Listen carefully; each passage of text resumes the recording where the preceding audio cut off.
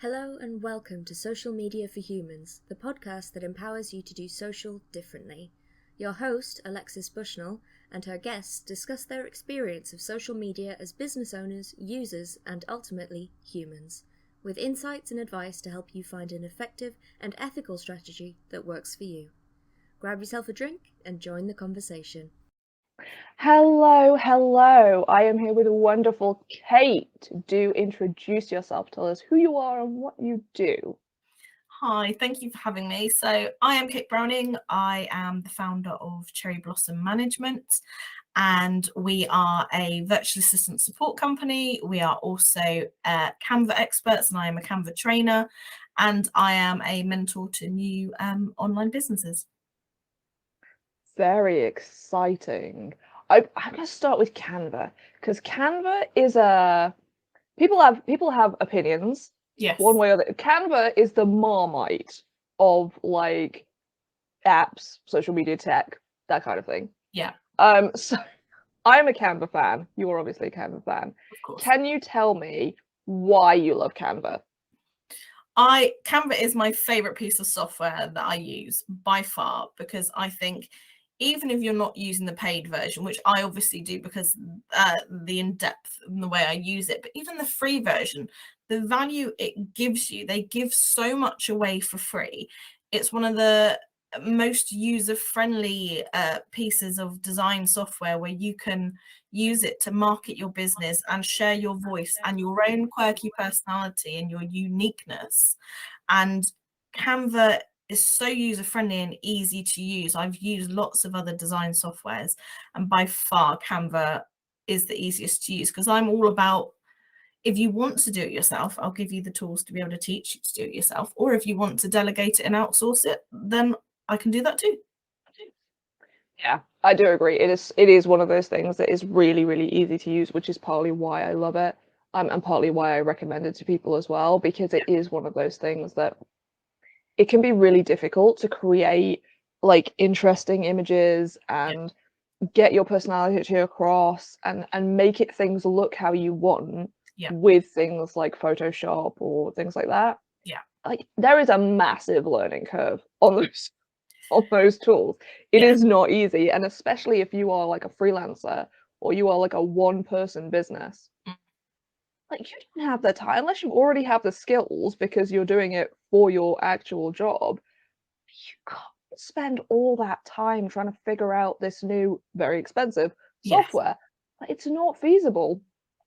I will say the big problem that I know a lot of people have with Canva is losing so much time trying to find the perfect photo in their selection. Do you have any sort of suggestions to kind of avoid that Canva as procrastination? Canva is so, it's easy, like it's very easy to lose yourself in a hole of social media. You know this. It's the same with Canva. If you are a creative person that enjoys to use it, you can lose hours and hours on Canva. I know I did at the beginning, and I'm now very controlled with how I spend my time. One of the things I love with Canva that tends to save a lot of time is you have access to photos and you have access to elements and different things like little hearts or stars or something that's relevant to your branding.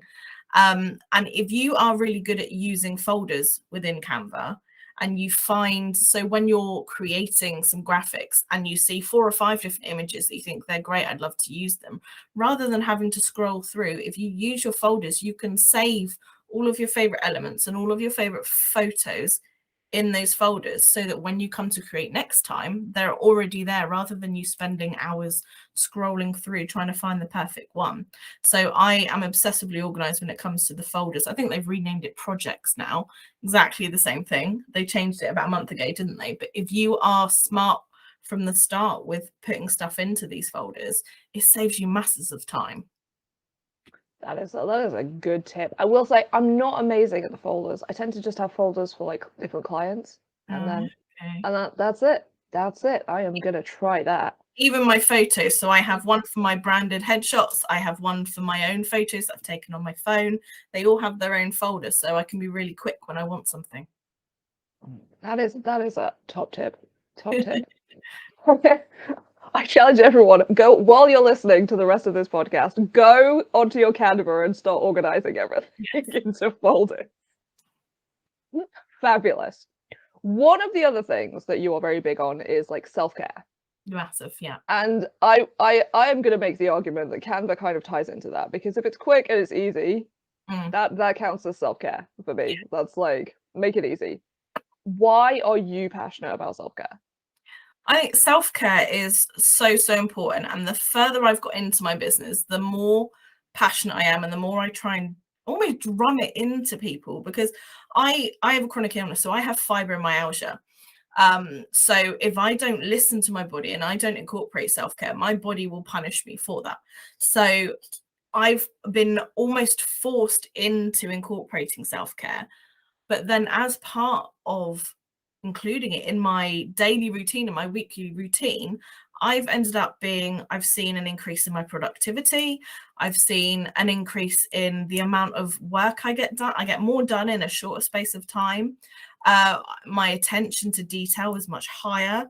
And my general well-being and happiness is just better. It's at a higher level by incorporating the self-care. And when I work with clients on this, I've seen a change in their business. So I've worked with clients and they've managed to drop a day a week, but they're still doing the same amount of work.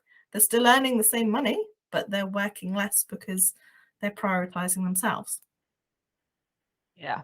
I think it's one of those weird things that we all, when we do it, we all go, oh, this really does make a difference. If I take care of myself, I'm just so much more productive, so much more focused. I feel so much better. I also have time to like do stuff that I actually love that isn't just work on my business. Yeah. And yet we then still get caught up in this. I think especially when something like there's a big project on, or we have some kind of external stressor, and we're the immediate thought process is like, well, I have to stop doing the self-care because I have to spend the time doing this, even though we know that doing the self-care will help to do the other stuff. Yeah. Have you sort of found anything that helped maybe readjust your own mindset, or has helped with clients to sort of shift that and help them go, no, I'm going to stick to the self-care anyway? Yeah, so it's, as you said, it's so easy to fall into that trap, especially if you're really busy or you're doing something you love doing. It's very easy to just get hyper focused and forget yourself. One of the best ways that I manage to still incorporate my self-care is I am hot on boundaries. Like, I am on it. If you ask any of my clients, they're like, yeah, you're all my associates within my team, they're like, you're super strict on your boundaries. The boundaries for me not only protect me, but they manage my clients' expectations. I'm all about clarity and being completely open and transparent, whether it's in communication, pricing, whatever. I believe in complete transparency. So for me, even when I'm getting super busy, I will always have my boundaries. For example, I don't work Fridays anymore. I decided to give up Fridays about 6 months ago. And even if I'm super busy, I won't work that Friday to make it up, because that's part of my boundary. It's part of protecting me. I always take a break away from my computer every day. And that's one of the hardest things to make myself do. I actually love being outdoors. I'm an outdoor person. But to peel yourself away from a computer can be really challenging. But even that 30-minute break away from your computer will refresh your brain. It'll re-energize you. You'll go and have something to eat. Go and stick your head out the window and get some fresh air. Go and have a cuddle with your dog or your cat. Just something to just refresh you. So although some of the other self-care aspects, when I get super busy, may not be as strong, I'm always super on it with my boundaries, and they help protect that aspect of self-care. Yeah, boundaries is definitely a big one. And I think that's something that small businesses really struggle with. Yes. And I think a lot of it is kind of that attitude of like, oh, but if my client went with like a big corporation, then they would get like immediate responses because they would have a team replying to their problems and dealing with their stuff. But they chose not to go with a corporation. If they wanted that, if that was top of their list of priorities, they wouldn't have gone with it, would they? Yeah, Like they don't need you to reply to their email within 3 seconds. They Yep. probably don't think that's that important. And it's one thing as well, I think a lot of it as well is about perspective, because our business is our baby. If most of the business owners I know genuinely love and care and, you know, give a shiz about their business. So when you feel like you're not doing something as good as you should, you think the world's going to end, the world is going to end, your business is going to crumble and fall apart. But it's about having that perspective. You know, if you take 24 hours to respond to an email, I guarantee your client's world is not going to fall apart. I guarantee that's not going to happen. It's just sometimes about bringing that perspective back in. Yeah, definitely. And I think we also forget, because we're so passionate about what we're doing and also about our clients, it's so easy to think that the client is sat there, like they've sent this email and now they are just sat waiting for us to reply to it. And in reality, they probably have a very long to-do list of 50 other things that they are now working on, and they have forgotten that they are waiting for your email until they get round the next day and they're like, oh, I wonder if I've had a reply to that, you know? And I think it's very easy to forget that, like, other people, the people we're working with in any capacity, like, they are just as busy with other stuff as we are. Yeah. And they're probably not just hanging on our email or our phone call or whatever it is. Yeah. Again, it's that perspective aspect, isn't it? Your business is your world, so it's very easy to kind of make everything center of that. But it's just about trying to keep the perspective and protecting yourself, because if you do protect yourself, so by me setting these boundaries, it protects me, it encourages me to incorporate self-care, but it manages my clients' expectations, so they know if they email me at 6 o'clock on a Thursday, they won't get a response till Monday, because there's nothing I can do in those days which is going to make a significant difference anyway. And it's the same for my clients. So if they have working hours or boundaries, or there's things that work better for them, then I work within their boundaries as well, and it protects them. And I found that by having such strong boundaries, because I think a lot of people are afraid they'll scare people away by having certain boundaries, but by me having these and enforcing them and sticking to them, not only does it encourage my associates to take care of themselves, because that's really important to me, but also you start seeing my clients thinking, that's a great idea, I'm going to do that. And they start making these positive changes for their business as well, which is, I love seeing that. Yeah, it is so true.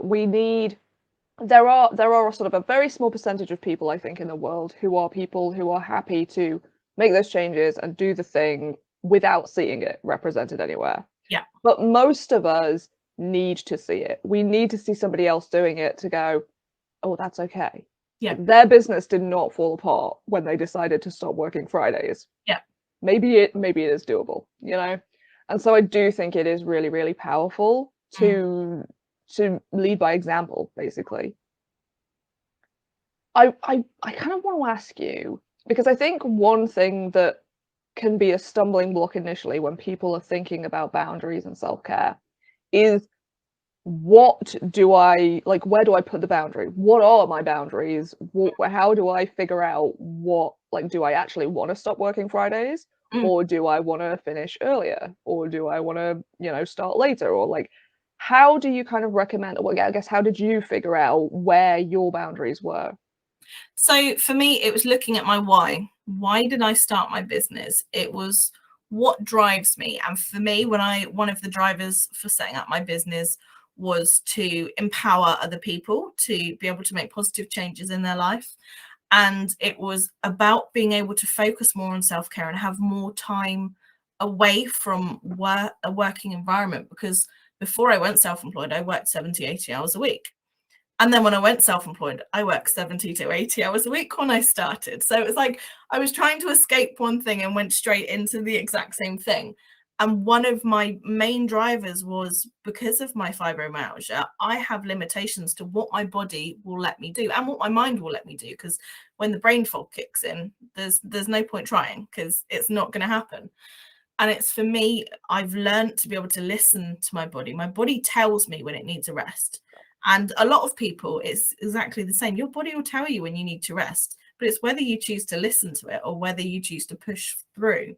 I used to be one of the people that pushed through, and then I'd suffer for it later because I've done that.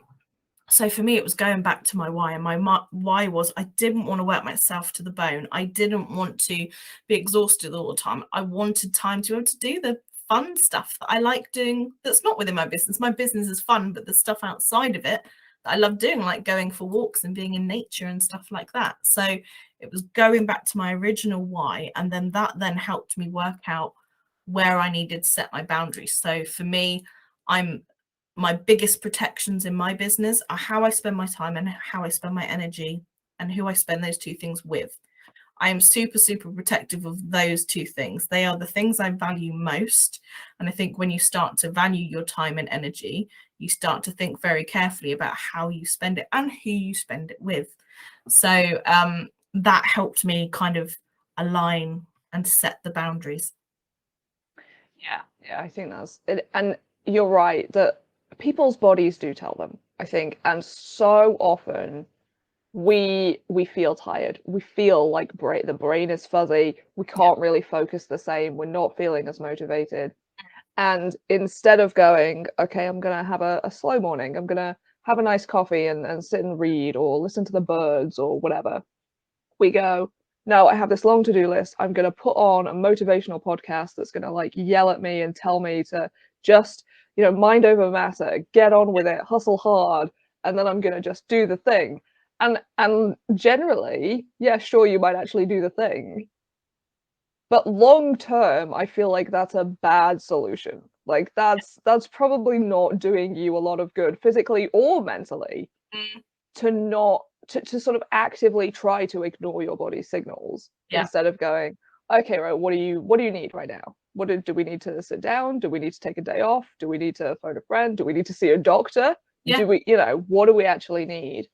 And I do think that is something that people struggle with. And I think when people go freelance as well, it kind of gets worse. Like you say, when you first went freelance, that you were still working all those hours. And I think because we feel that pressure of, if I don't do the thing, then my business is not a business, it's just nothing. And it can be really, really hard, I think, to sort of switch out of that and go, okay, I can take a day off and my business still exists. I can take a slow morning and it will still be okay. Yeah, and I guarantee that, say the thing you needed to do was to publish a newsletter. And I guarantee if you push through when you are tired and exhausted and not in the right frame of mind, and you push yourself and you force yourself to do that newsletter and you get it out, that's great.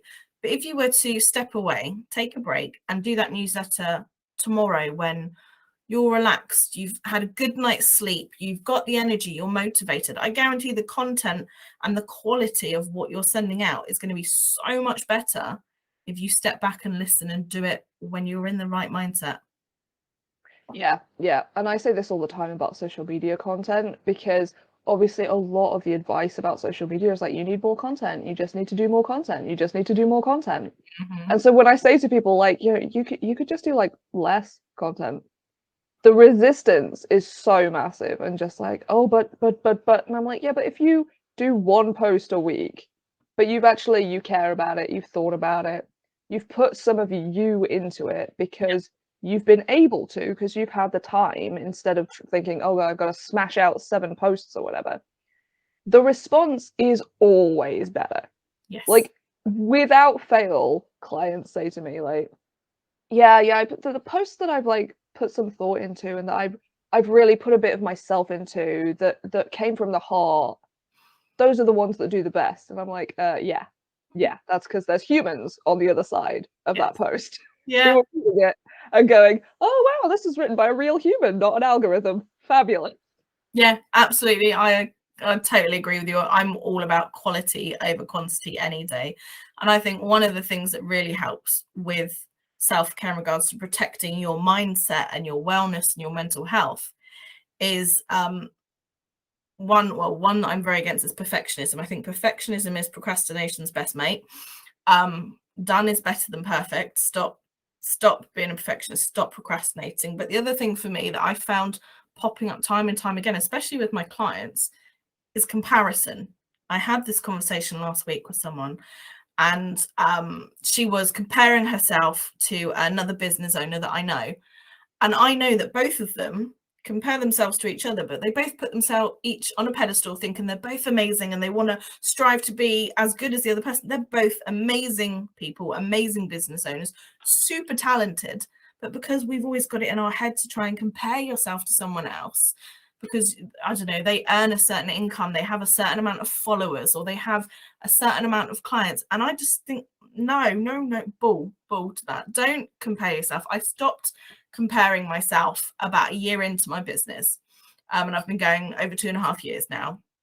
And the difference it made to my business has grown, it's flourished. I'm different from others in my industry. We all have our own unique selling point, and it's the human aspect of the business, isn't it? And once you stop comparing yourself, the difference it will make in your mental health, I think that's part of a self-care routine, is actively stop comparing yourself to people.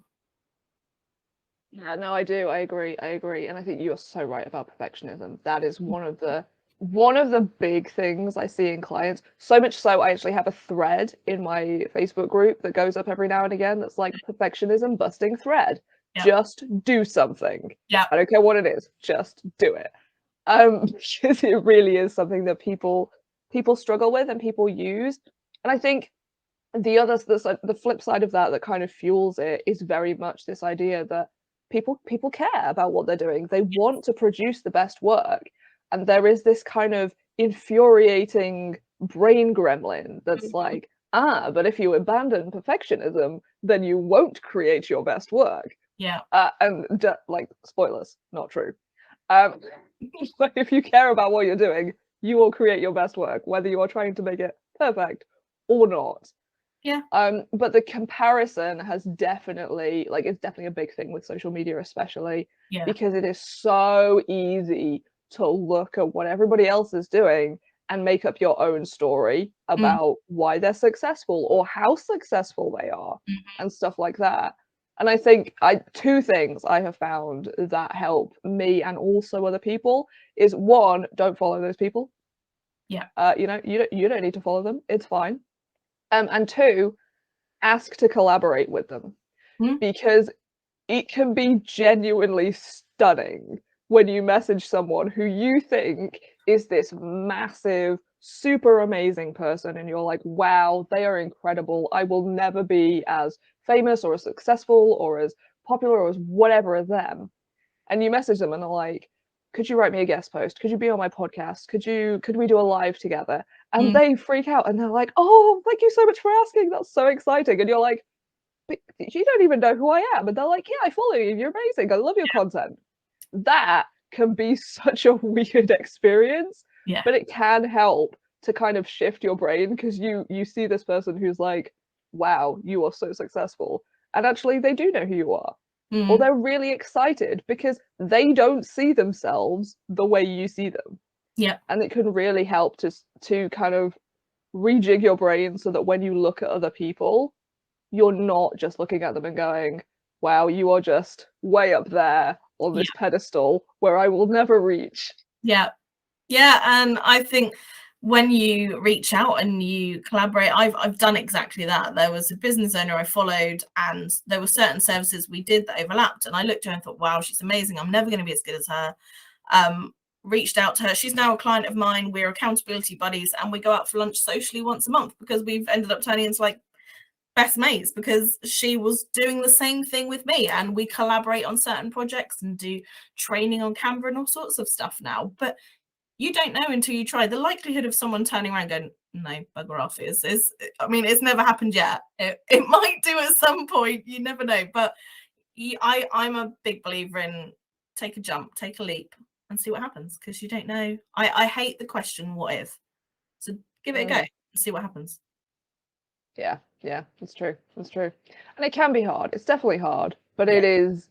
And it is one of those things that, irritatingly, like, the more you do it, the easier it gets. Yeah. Because you start to learn that actually, other people aren't seeing you the way you see you, and maybe aren't as quote successful or whatever as you're seeing them as, and that maybe their driving force is different, or they've got a different business setup, and that's what's making them quote better or whatever. Yeah. Which is another reason I think why collaboration is so helpful for especially small businesses, but just generally, is to see that more of the reality of other business owners and like what they're going through.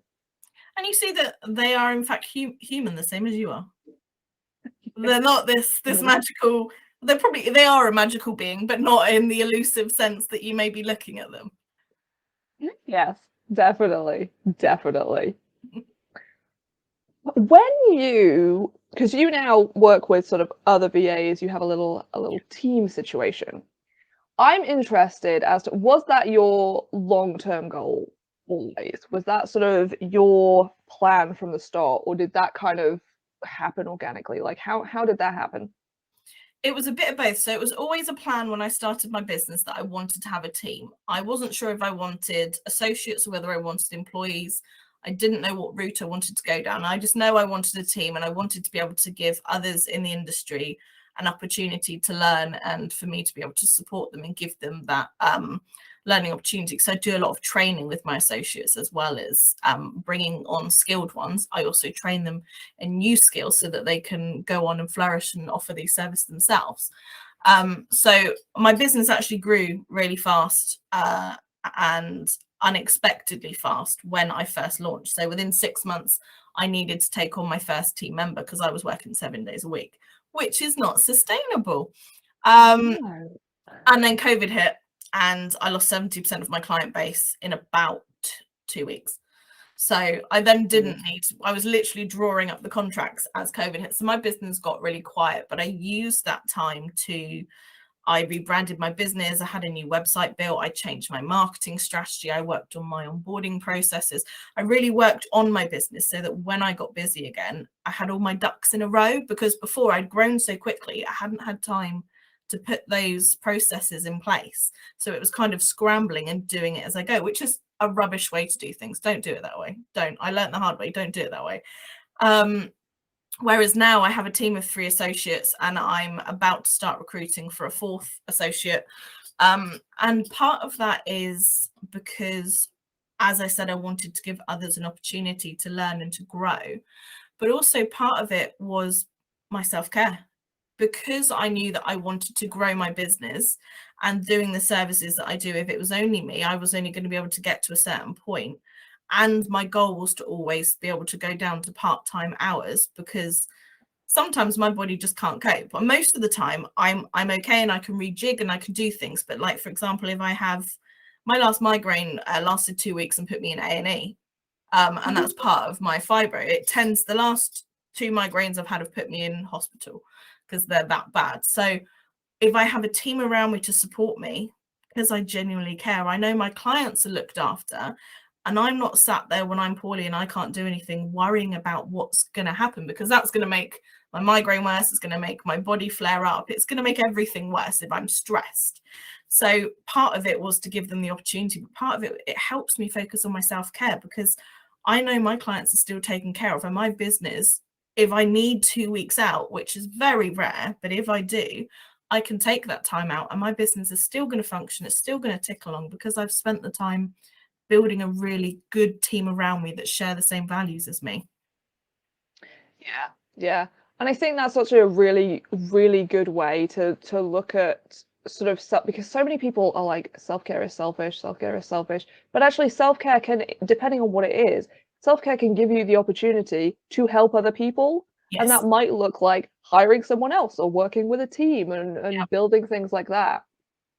And so I think that is a really important point to realize that, I mean, even if it's not helping other people directly, self-care isn't selfish, but also it can give you the opportunity to help out other people. Yeah, it can absolutely give you the opportunity. And the VAs that come and work for me, they all run their own businesses, but maybe their business is quiet, so they need some extra work. But when I work with associates and bring them into the team, I ask them to commit on a longer term basis, because I want them to build that relationship with the clients. So my business is slightly different from many virtual assistants that take on associates won't introduce their associates to their customers. So the main founder will be the point of contact and they will manage. But for me, that's just creating more work for me. That's just, I'm playing piggy in the middle, like communicate, no, Chinese whispers and all that. So I introduce my associates, I trust them wholeheartedly, and I introduce them to the clients directly. And I am there in the middle if they need me, but they communicate directly.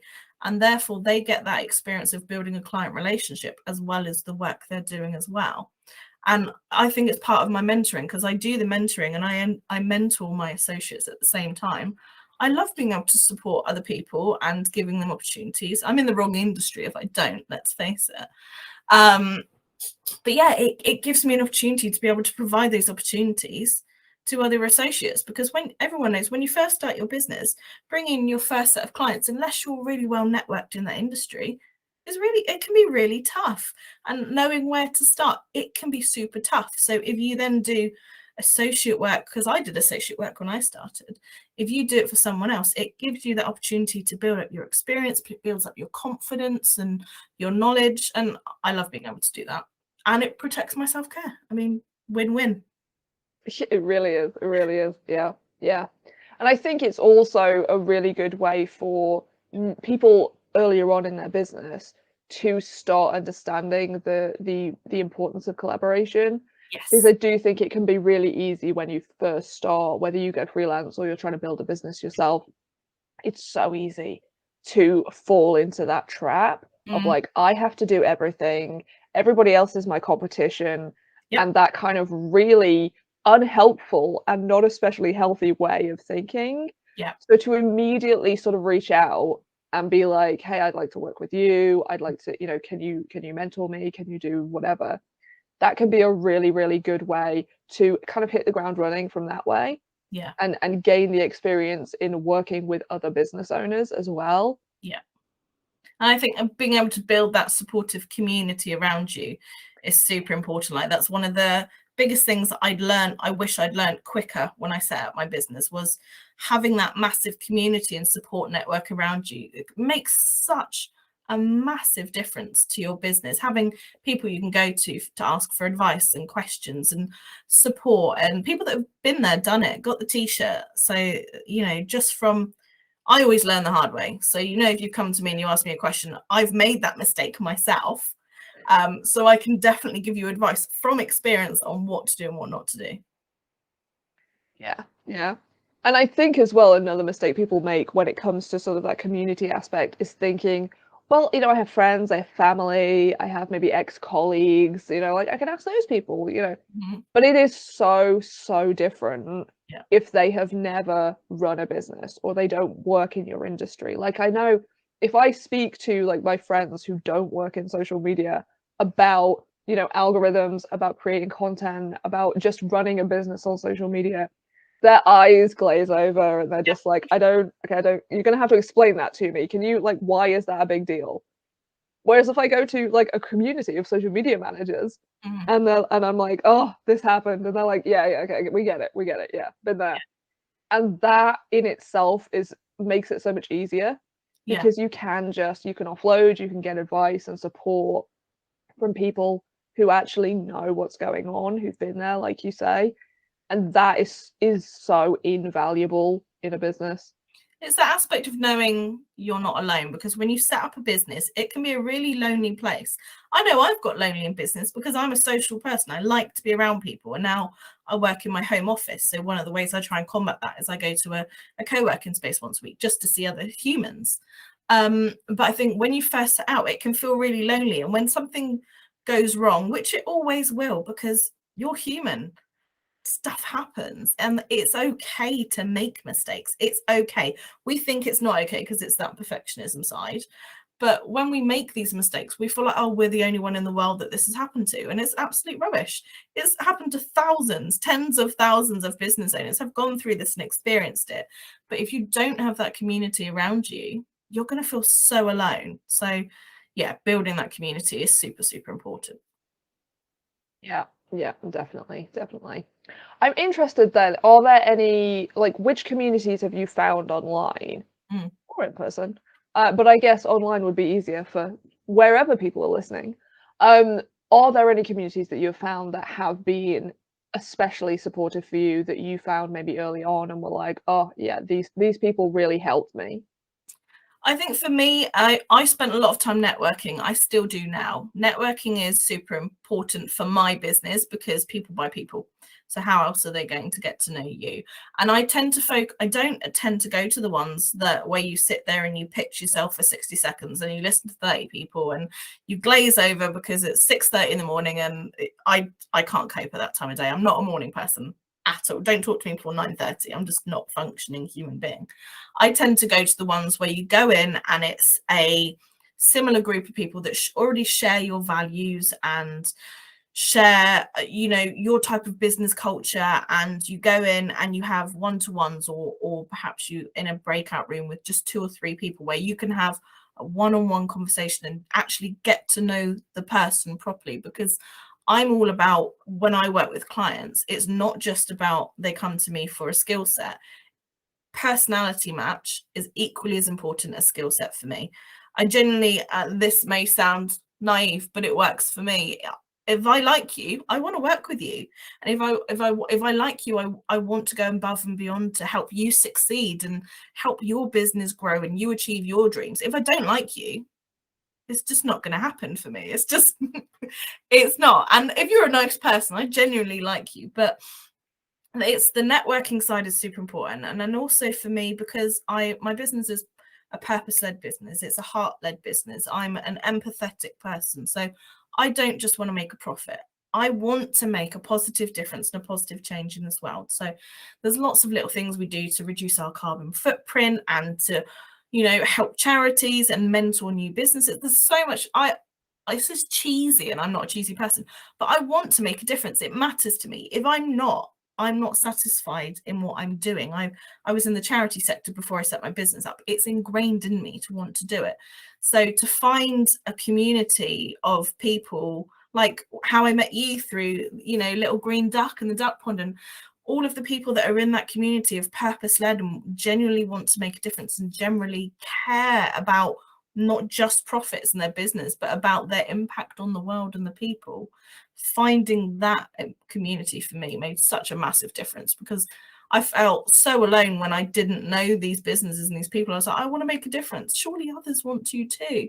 But finding those people with the same values, made such a difference.